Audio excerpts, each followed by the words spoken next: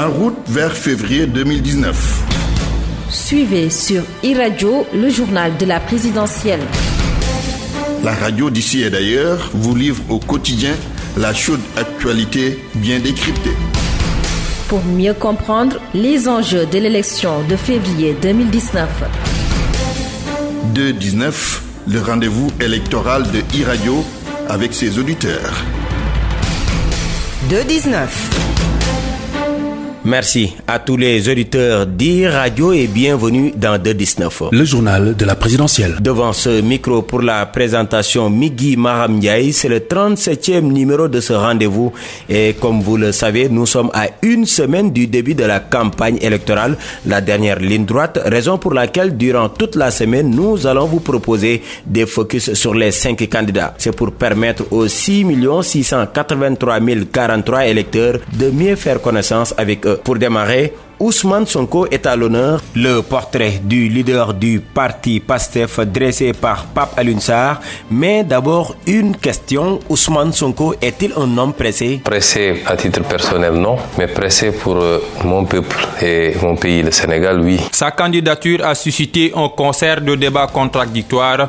Mais Ousmane Sonko veut bien mener à bon port la coalition Sonko-président dans cette hall. De l'ENA à la politique, Sonko passe de l'homme des finances à un farouche opposant au pouvoir. Il apprend l'âpre chemin qui mène à la réussite à Thiès, puis à Sébikotane, avant de jeter ses racines profondes dans la verte Casamance. Dans son cursus scolaire, Ousmane Sonko ne s'use pas sur les bancs de l'école. En 1993, il décroche son baccalauréat et quitte le sud pour rallier le nord du pays, plus précisément à l'université Gaston Berger de Saint-Louis. Sonko choisit les études en droit et empoche 6 ans après sa maîtrise dans ce domaine la mère de la réussite au concours d'entrée à l'école normale d'administration où il est major.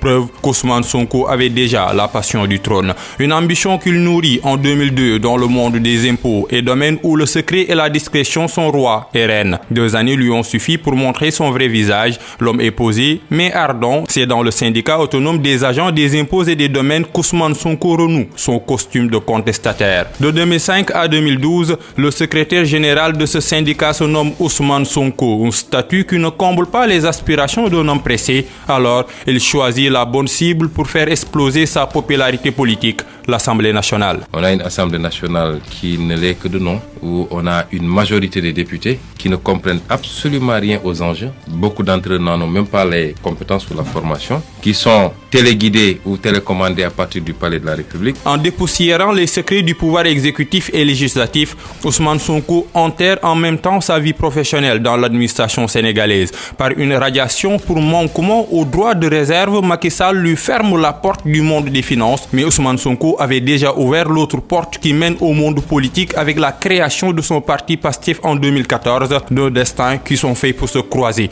En attendant la confrontation directe, les joutes verbales entre lui et ses détracteurs se font rage. Ousmane Sonko lance souvent des pics. Un président a été élu sur la base d'un certain nombre de slogans liés à la rupture, à la bonne gouvernance, au retour de l'état de droit, ainsi de suite. Et aujourd'hui, on voit qu'il fait exactement le contraire de ce qu'il avait promis aux Sénégalais. Mais en reçoit également sur son talon d'Achille. C'est à peu près sur, par exemple, la gestion des hydrocarbures, en faisant des choses qui sont totalement inexactes. Des accusations qu'il porte contre des fonctionnaires sur, par exemple, des dossiers, par exemple, sur lesquels lui-même aurait pu être interpellé par rapport à son implication dans certains dossiers. Dans le champ politique, Sonko se fait peu d'amis. D'ailleurs, il retrousse souvent les manches quand il fait ses sorties médiatiques. Calme trompeur, verbe accusateur, Ousmane Sonko fait tout pour séduire les électeurs.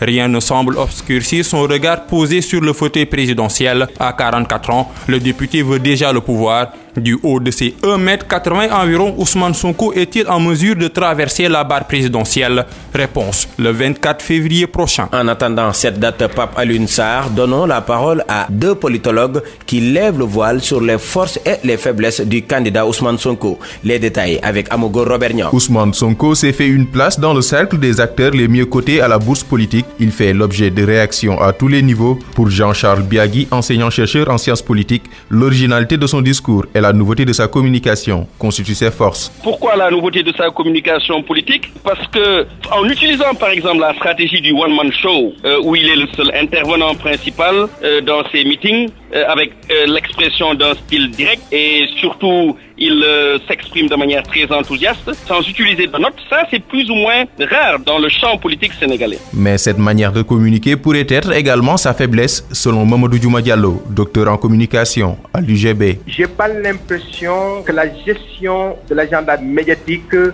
est des meilleures. Voilà, quand je parle de la gestion de l'agenda médiatique et des meilleurs, on a l'impression que dans Pastef, il y a Ousmane Sonko. Voilà, je pense que ça peut être une faiblesse parce que quand il est atteint, il sera difficile après de faire ressortir quelqu'un qui pourra relever les défis. De l'avis de l'enseignant-chercheur en sciences politiques à l'UCAD, l'on ne pourrait considérer la jeunesse de ses partisans comme étant le point fort d'Ousmane Sonko. Parce que de ce point de vue-là, dans l'échiquier politique sénégalais, il y a beaucoup de jeunes qui n'ont pas forcément le discours que certains peuvent juger comme étant un discours progressif. Par rapport, bien entendu, au discours classique des hommes politiques sénégalais, je veux dire, enfin, fait encore une fois d'invectives et de propos témoignant encore des comportements liés à la politique politicienne, c'est-à-dire le bavardage et la démagogie. Le candidat Sonko, c'est aussi une communication jugée assez formelle par le professeur de l'Université de Saint-Louis. Il ne s'agit pas d'être présent, il ne s'agit pas d'être dans une logique de saturation de l'espace médiatique.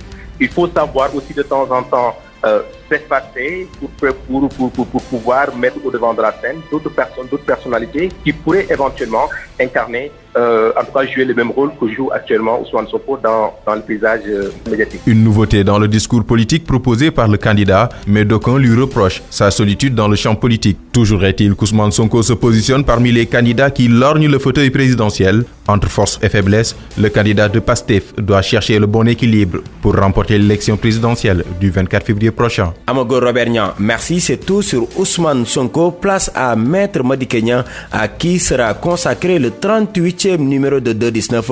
Merci à tous les auditeurs d'I-Radio 90.3.